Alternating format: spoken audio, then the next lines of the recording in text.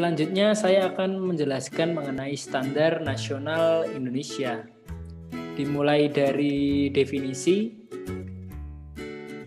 SNI merupakan standar nasional yang berlaku secara nasional di negara Indonesia, disusun dan dirumuskan oleh panitia teknis serta ditetapkan oleh Badan Standarisasi Nasional. SNI memiliki beberapa manfaat yang akan berdampak di perusahaan yang telah mendaftarkan produknya. Beberapa manfaat tersebut adalah yang pertama, kualitas produk yang terpercaya. Produk yang sudah memiliki label SNI bisa dipastikan bahwa produk tersebut telah melalui berbagai uji coba dalam penggunaannya. Hal ini akan membuat pembeli atau konsumen akan semakin percaya untuk membeli produk yang terbukti standarnya dari pemerintah. Yang kedua adalah keamanan merek produk yang tercatat dan terjaga dengan baik. Jika sudah mengajukan sertifikasi SNI ini, maka merek produk perusahaan akan dicatat dan terjaga dengan baik. Perusahaan juga memiliki hak hukum untuk mengajukan dalam keluhan terhadap produk saingan yang sangat mirip dengan produk perusahaan tersebut. Yang ketiga adalah dapat bersaing dengan produk lainnya, terutama produk internasional. Saat ini banyak juga produk yang menjual produknya di Indonesia. Dengan sertifikasi ini menjadi salah satu cara untuk menunjukkan reputasi produk domestik yang tidak kalah dengan produk luar negeri. Lanjut di bagian syarat pendaftaran sertifikasi SNI. Yang pertama adalah permohonan perusahaan kepada lembaga sertifikasi produk, seperti gambar yang di atas formatnya. Lalu ada bukti sah secara legal mengenai perusahaan yang akan didaftarkan untuk mendaftarkan SNI. Yang ketiga adalah izin usaha industri atau tanda daftar industri yang merupakan bukti bahwa usaha pemohon telah memiliki izin industri.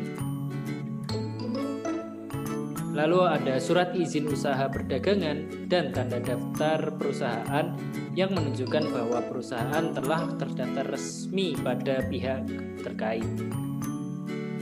Lanjut, ada nomor pokok wajib pajak atau NPWP agar perusahaan pemohon terdaftar sebagai perusahaan yang tertib membayar pajak. Selanjutnya ada surat pendaftaran merek yang menunjukkan bahwa merek dagang yang digunakan telah terdaftar. Lalu ada bagan organisasi yang disahkan oleh pimpinan perusahaan. Selanjutnya adalah angka pengenal impor atau API yang menunjukkan bahwa perusahaan pemohon telah melakukan importir. Ada juga fotokopi sertifikat sistem manajemen mutu untuk menyampaikan informasi mengenai sistem manajemen usaha pemohon. Lalu selanjutnya adalah dokumen teknis. Yang pertama adalah pedoman mutu yang telah disahkan, yaitu dokumen yang menjelaskan mengenai manajemen mutu yang diperlukan dalam proses pendaftaran SNI. Yang kedua ada diagram alir produksi, yaitu menjelaskan tentang rangkaian produksi dari sebuah produk yang akan dipasarkan. Yang ketiga adalah daftar peralatan yang digunakan dalam produksi. Yang keempat adalah daftar bahan yang digunakan untuk memproduksi. Lalu ada daftar peralatan inspeksi dan pengujian. Yang keenam adalah salinan dokumen panduan mutu dan prosedur mutu yang digunakan sebagai pedoman oleh lembaga sertifikasi produk untuk menjamin mutu produk dalam produksi. Lanjut ke bagian tahapan pendaftaran. Terdapat 6 langkah dalam pendaftaran sertifikasi SNI ini. Diawali dengan pengisian formulir permohonan SPPT SNI, dilakukan pengisian formulir permohonan dan melengkapi dokumen administrasi serta teknis yang telah disebutkan tadi. Selanjutnya adalah verifikasi permohonan. Pada tahap ini pemohon dapat menunggu proses verifikasi permohonan oleh lembaga sertifikasi produk. Proses ini biasanya berlangsung selama 1 hari. Setelah verifikasi selesai, maka akan diberikan invoice yang berisi rincian biaya yang harus dibayarkan. Lanjut di audit sistem manajemen mutu produsen. Pada tahap ini audit akan melakukan pengecekan terhadap kesesuaian penerapan sistem manajemen mutu yang akan dilakukan di dalam bisnis yang akan diajukan.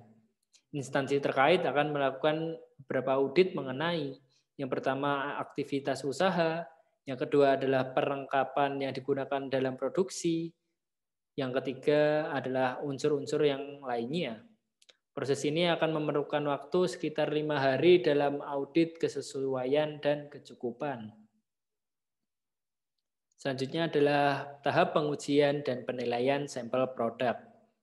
Tim lembaga sertifikasi produk akan datang ke tempat produksi dan mengambil sampel produk untuk diuji.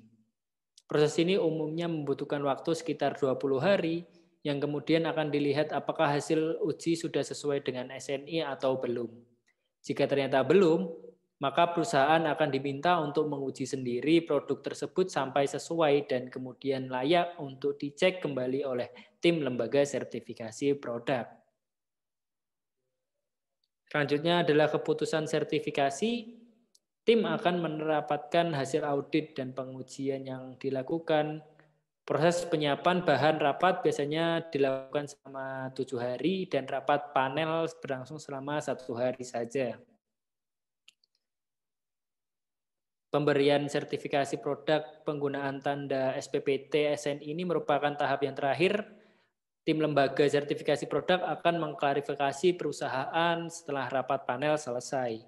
Kemudian produk bisa mendapatkan sertifikat SNI. Seluruh proses ini biasanya memakan waktu sekitar sebulan dan sertifikat yang diberikan tersebut akan berlaku hingga 3 tahun ke depan. Terima kasih, itu saja yang dapat saya sampaikan. Kurang lebihnya mohon maaf. Saya pamit undur diri.